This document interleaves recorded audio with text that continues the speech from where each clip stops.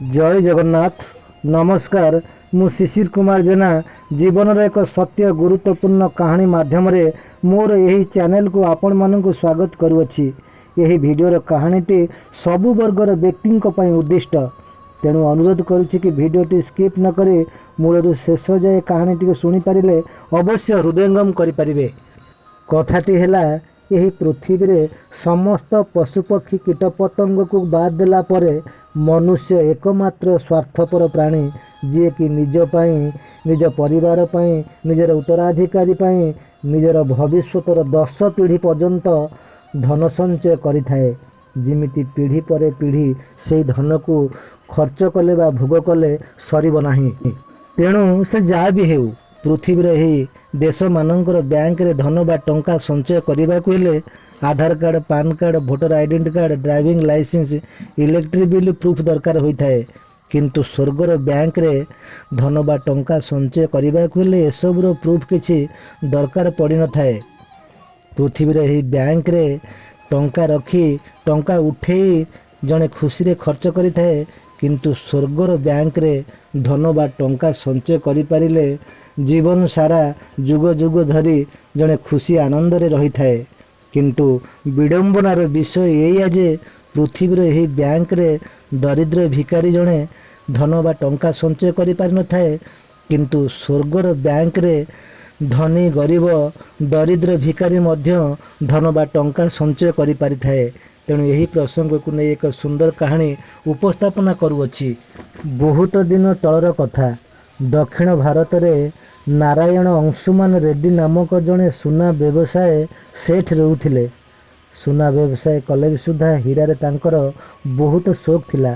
सुना और हीरार गहना तैयारी करिवारे देश विदेश रे तांकर ख्याति थिला। अचलाचल संपत्तिर मालिक थिले से। तांको व्यवसाय प्रतिष्ठान रे किछि कर्मचारी को मध्य नियुक्ति देथिले। से जड़े लोभी कृपण स्वभावर लोक होइथिबारु अचलाचल संपत्तिर मालिक हेले भी सुधा से खुशी नथिले। से चाहुथिले दुनियार सबुठारु श्रेष्ठ वित्तशाली व्यवसाय हेबा पाई। तेणु से राति दिन कठिन परिश्रम करुथिले एवं निजर व्यवसाय प्रतिष्ठान और व्यवसाय को बढ़ई चली। दिने काशीरू जड़े साधु महात्मा से रेड्डी साहेब सुना व्यवसायी गाँ को आसी। सेठाकार गाँ लोक मैंने साधु पाखक जाई साधुंकर आशीर्वाद भिक्षा करुले एवं निज निजर दुख समस्या कथा साधु को जनाउथिले। साधु सबु समस्यार समाधान सूत्र बाहर करुले एवं निज निज घर को लोक मैंने फेरुले। खाली सेतिकी नुहे, से गाँव में प्रत्येक दिन संध्यारे भागवत पारायण मध्य अनुष्ठित हेउथिला। दिनकर कथा, यही वित्तशाली रेड्डी सुना व्यवसायी जनक निजर बालकुनी उपरे बुलुथिबा समय भागवत पारायण चलीथिला। काशीरू आसीथिबा से साधु जनक पारायणर एक गूढ़ रहस्य आध्यात्मिक प्रसंग रे लोक मानकु बुझे कहते, तुमे माने समस्ते स्वर्ग बैंक रे धन बा टंका संचय कर। यही धन और टंका को चोर की अन्य कहीं नहीं पारिबे नहीं। देखिब सारा जीवन जुग जुग पर्यंत तुमे स्वर्ग रे सुख शांति आनंद रे रहिब। तुमर आत्मा परमात्मा स्वयं भगवान को सहित लीन होई जिवो। तेबे यही धनी सुना व्यवसाय जनक साधुंकर यही कथा शुणी तांको मनरे कौतूहल सृष्टि हैला। से निजे निजर मन को प्रश्न कले, कहीं मु तो केबे मो जीवन रे स्वर्गर बैंक रे धन की टंका संचय करि पारि नाही। स्वर्गर बैंक रे धन और टंका संचय करने को हेले कौन करने को पड़ी थाए। तेबे स्वर्ग रे कौन बैंक अच्छी, सेठारे केमती धन संचय करने को हुए, यह केमिति संभव। यही रहस्य कथार गुमर साधुंक ठारू जानिबा को पड़िबो। साधुंकर शिष्य तो ग्रहण कले अवश्य से मते तांको ये गुमर कथार रहस्य निश्चित कहिबे। तेणु यह चिंता करी से ता परदिन साधु को निज घर को निमंत्रण कला। से दिन ठीक समय साधु जाई तांको घर पाखरे पहुँची गले। साधु को देखी श्रद्धा और आदर सहित घर भीतर को पाछोटी नेले। एक सुंदर मखमली सेजरे बसई दे साधुंक पाई शीतल सुस्वाद पानीय प्रस्तुत करने सहित साधुंकर पाद छुई प्रणाम करी कहिले, महात्मा ମୁଁ ଆପଣଙ୍କର ଶିଷ୍ୟତ୍ୱ ଗ୍ରହଣ କରିବା ପାଇଁ ଚାହୁଁଅଛି। ତେବେ କ'ଣ କଲେ ମୁଁ ସ୍ୱର୍ଗ ବ୍ୟାଙ୍କରେ ଧନ ଆଉ ଟଙ୍କା ସଞ୍ଚୟ କରିପାରିବି? ଏହି ଗୋପନ ରହସ୍ୟ କଥାକୁ ମୋତେ ଖୋଲିକରି କୁହନ୍ତୁ। ସାଧୁ ଏହାଙ୍କର କଥା ଶୁଣି ହସିଲେ ଏବଂ କହିଲେ, ଉପାୟଟି ଅତ୍ୟନ୍ତ କୋମଳ ଆଉ ସରଳ। ହେଲେ ସ୍ୱର୍ଗରେ ସମସ୍ତେ ଧନ ସଞ୍ଚୟ କରିପାରିବେ, କିନ୍ତୁ ତୁମ ପାଇଁ ଏହା ଏତେ ସହଜ ହେବ ନାହିଁ। ସ୍ୱର୍ଗରେ ଧନ ବା ଟଙ୍କା ସଞ୍ଚୟ କରିବାକୁ ହେଲେ ନିଜକୁ ପରିବର୍ତ୍ତନ କରିବା ସହିତ ନିଜର ମନକୁ ନିର୍ମଳ କରିବାକୁ ପଡ଼ିଥାଏ। ତେବେ ତୁମେ କୁହ, ନିଜେ ନିଜର ସହଜାତ ପ୍ରବୃତ୍ତିକୁ ପରିବର୍ତ୍ତନ କରିପାରିବ ନା ନିଜ ମନକୁ ନିର୍ମଳ କରିପାରିବ?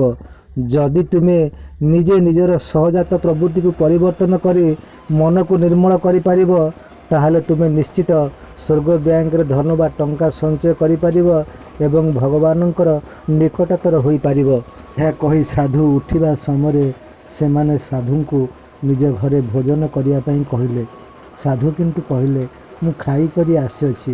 ଆଉ ଯଦି ତୁମେ ବାଧ୍ୟ କରୁଛ, ତାହେଲେ ଏହି କମଣ୍ଡଳୁ ଭିତରେ କିଛି ଖାଦ୍ୟ ଦିଅ, ମୁଁ ମୋର ବସାରେ ଖାଇନେବି। କିନ୍ତୁ ସେଠି ସେଇ ସୁନା ବ୍ୟବସାୟୀ ଜଣକ ଦେଖିଲେ କମଣ୍ଡଳ ଭିତରେ ଅପରିଷ୍କାର ହୋଇଅଛି। ତେଣୁ ସାଧୁଙ୍କୁ କହିଲେ, ହେ ମହାତ୍ମା, ଆପଣଙ୍କ କମଣ୍ଡଳ ଭିତରଟା ବହୁତ ଅପରିଷ୍କାର ହୋଇଅଛି। ଆମେ ଖାଦ୍ୟ ଆପଣଙ୍କୁ ଦେବୁ କେମିତି? ସାଧୁ କହିଲେ, ଠିକ୍ ସେହିପରି କମଣ୍ଡଳ ଭିତରଟା ଅପରିଷ୍କାର ହୋଇଥିବାରୁ ସେଥିରେ ଖାଦ୍ୟ ରଖି ଖାଦ୍ୟକୁ ଭୋଜନ ଯୋଗ୍ୟ କରିବା ଉଚିତ ହୋଇନଥାଏ। ତେଣୁ ମନ ଭିତରେ ଅହଙ୍କାର, କ୍ରୋଧ, ଲୋଭ, ମୋହ, ମାୟା ଏବଂ ପରଶ୍ରୀ କାତରତା, ଈର୍ଷା ରଖି ସ୍ୱର୍ଗ ବ୍ୟାଙ୍କରେ ଧନ ବା ଟଙ୍କା ସଞ୍ଚୟ କରିବା ସମ୍ଭବ ହୋଇନଥାଏ। ତେଣୁ ସ୍ୱର୍ଗ ବ୍ୟାଙ୍କରେ ଧନ ବା ଟଙ୍କା ସଞ୍ଚୟ କରିବାକୁ ହେଲେ ମନ ରୂପକ କମଣ୍ଡଳ ଭିତରୁ ସମସ୍ତ ପ୍ରକାର କ୍ରୋଧ, ରାଗ, ଅହଙ୍କାର, ଈର୍ଷା, ଲୋଭ, ମୋହ, ମାୟାକୁ ପରିତ୍ୟାଗ କରି ମନକୁ ନିର୍ମଳ କରିବାକୁ ହିଁ ପଡ଼ିଥାଏ। ସାଧୁ କହିଲେ, ବାବୁ ମନେ ରଖ, ତୁମେ ଯାହାକୁ କହୁଛ, ଏହି ମୋର ପିତା, ଏହି ମୋର ମାତା, ଏହି ମୋର ପତ୍ନୀ, ଏହି ମୋର କନ୍ୟା, ଏହି ମୋର ପୁତ୍ର, ଏହି ମୋର ବନ୍ଧୁ, ଏମାନେ ହେଲେ ମୋର ଅତି ନିଜର। କିନ୍ତୁ ମିଛ ମାୟା ସଂସାରରେ କେହି ନୁହନ୍ତି କାହାର। ଜାଣିଛ, ଏଠି ସବୁ ଧନ, ସବୁ ମନ, ସୁନା, ହୀରା, ଲୀଳା ମୋତି, ଧନ ଟଙ୍କା ଏହିସବୁ ମିଛ ମାୟା କ୍ଷଣଭଙ୍ଗୁର।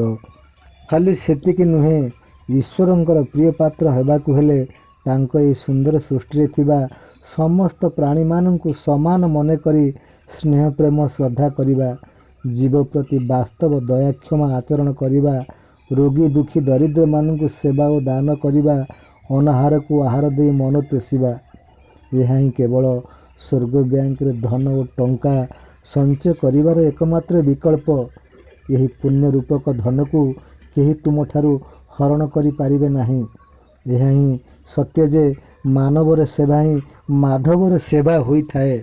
ତେଣୁ ଚନ୍ଦନ ବନରେ ରହି ନିମ୍ବ ଚନ୍ଦନରେ ପରିଣତ ହୋଇଗଲା ପରି ସେହି ଲୋଭୀ, କୃପଣ, ସୁନା ବ୍ୟବସାୟୀ ସେଠଜୀ ମହାତ୍ମା ସାଧୁଙ୍କର କଥାରେ ପରିବର୍ତ୍ତନ ହୋଇ ଈଶ୍ୱରଙ୍କୁ ପାଇବାର ବାଟ ହିଁ ବାଛିନେଲା। ଶ୍ରୋତାବନ୍ଧୁ, ଆଜି ପାଇଁ ଏତିକି। ଭିଡ଼ିଓଟି ଯଦି ଆପଣମାନଙ୍କୁ ଭଲ ଲାଗେ, ତାହେଲେ ନିଶ୍ଚିତ ଲାଇକ୍, ସେୟାର, କମେଣ୍ଟ ଏବଂ ଏହି ଚ୍ୟାନେଲକୁ ସବସ୍କ୍ରାଇବ୍ କରିବେ। ପୁନଶ୍ଚ ସାକ୍ଷାତ ହେବ ନେକ୍ସଟ ଭିଡ଼ିଓରେ। ରହିଲି, ନମସ୍କାର, ଧନ୍ୟବାଦ।